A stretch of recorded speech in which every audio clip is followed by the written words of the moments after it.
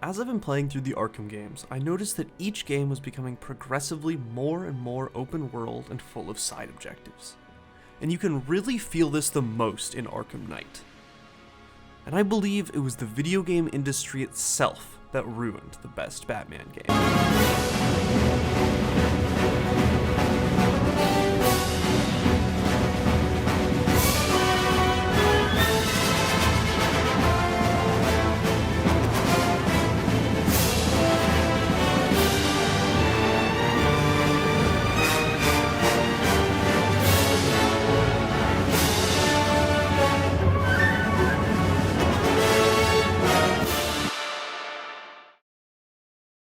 The whole reason I started playing the Arkham trilogy in the first place was because I've been getting into DC Comics.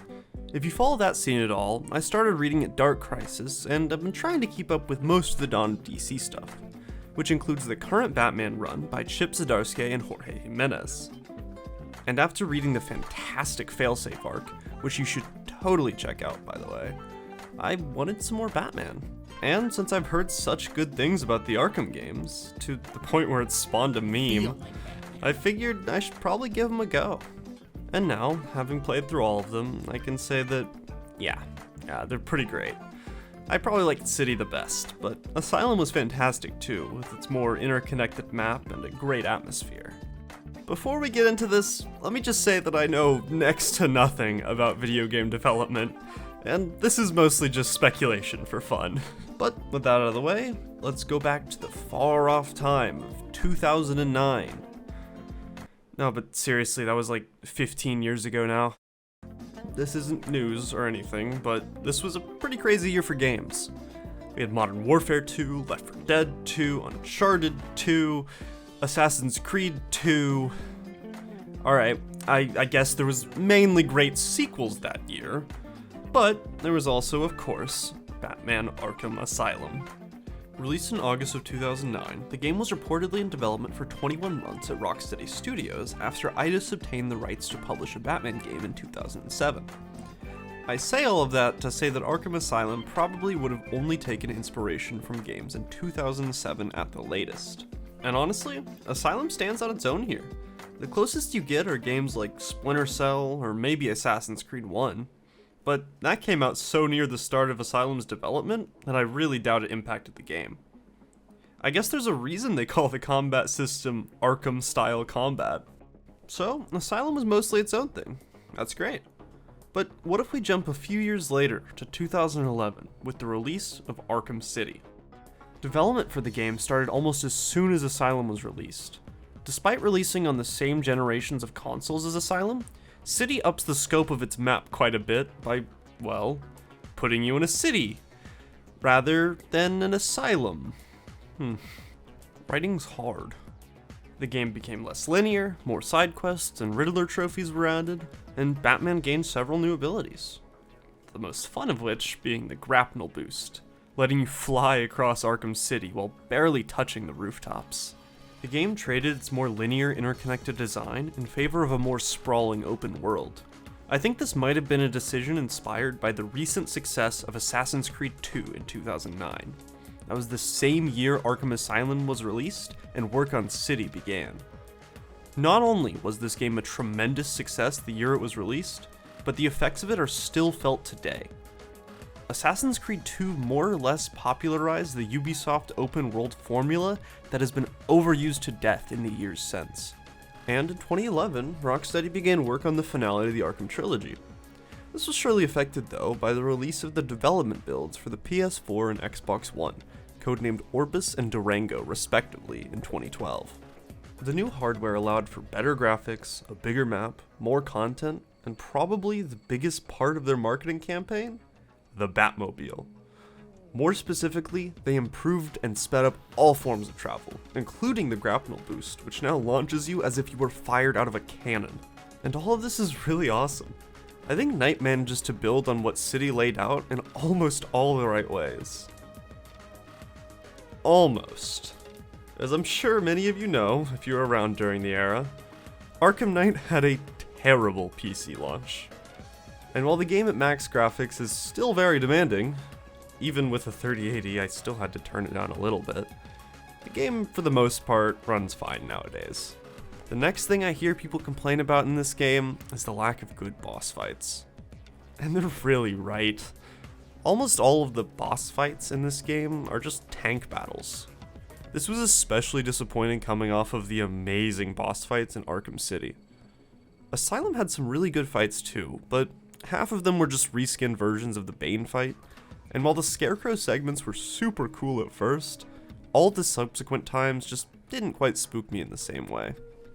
But City's boss fights are really something. While you have to approach Mr. Freeze slowly and methodically, struggling to claim each piece of health as he locks down your options, Ra's al Ghul, in contrast, is a crazy, bombastic battle with explosive moments and huge set pieces. And coming off of this is what makes the slow, clunky tank battles in Arkham Knight feel so lame in comparison. Like, I understand that the Batmobile was the main gimmick they were adding to the game, but it really feels like Rocksteady didn't flesh it out enough to force you to play so much of the game in it. Now, I'm pretty sure I played the game how it was intended to be played, breaking up almost every story mission with at least one side objectives, and oftentimes hitting 4 or 5 side quests before getting back to it. And honestly, I think it killed the pacing in certain parts of the story. Sometimes something really traumatic would happen, and then Alfred will just call you and go, "Sir, go do some side missions." But that's pretty normal for open world games. What bothers me about Arkham Knight's side content is how much there is and how repetitive it is. There are 121 steps to complete all of the base game side quests. And on top of that, there's 243 Riddler trophies to collect, which are required to complete Riddler's side quests, by the way.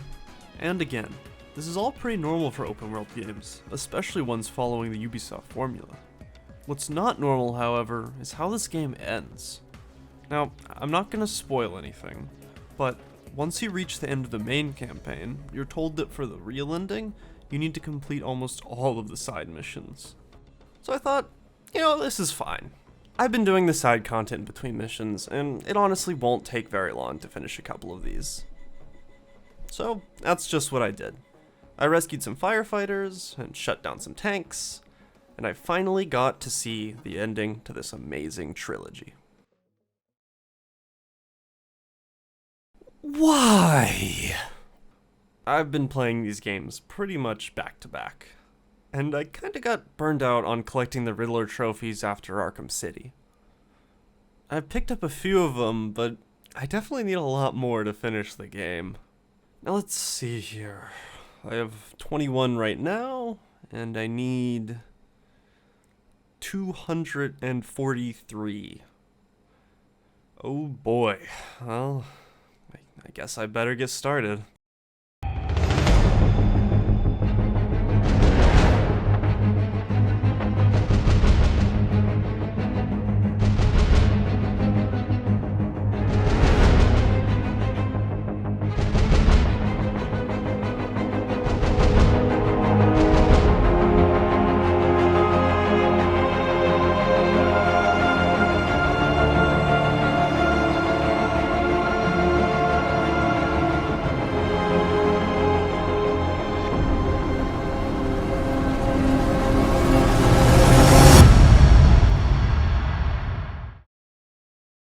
Alright, so I've just about managed to get all of them.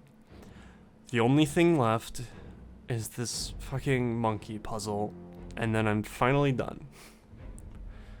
One whole week of listening to this insufferable asshole in the most dad outfit ever drone on and on about how I'll never beat him. And then I finally confront this guy, and of course at this point in the game, he's a giant pushover. If Batman didn't have that no killing rule, I guarantee this would be the first motherfucker. Okay. So, I finished all the riddles, and honestly, despite how much time it took, I actually had a lot of fun with it. The amount of detail Rocksteady put into this Gotham City is insane. Around every corner there's a reference to a different DC character. Not to mention, the characters that are more directly connected to Batman get little written stories when you discover them. And a lot of the actual riddles are pretty fun, simple puzzles. Many are just kind of sitting there though. Despite developing Stockholm Syndrome with the Riddler, I don't regret doing all of the side content. Because even with all the stuff that annoys me about Arkham Knight, its moment-to-moment gameplay is so fun that it just doesn't matter.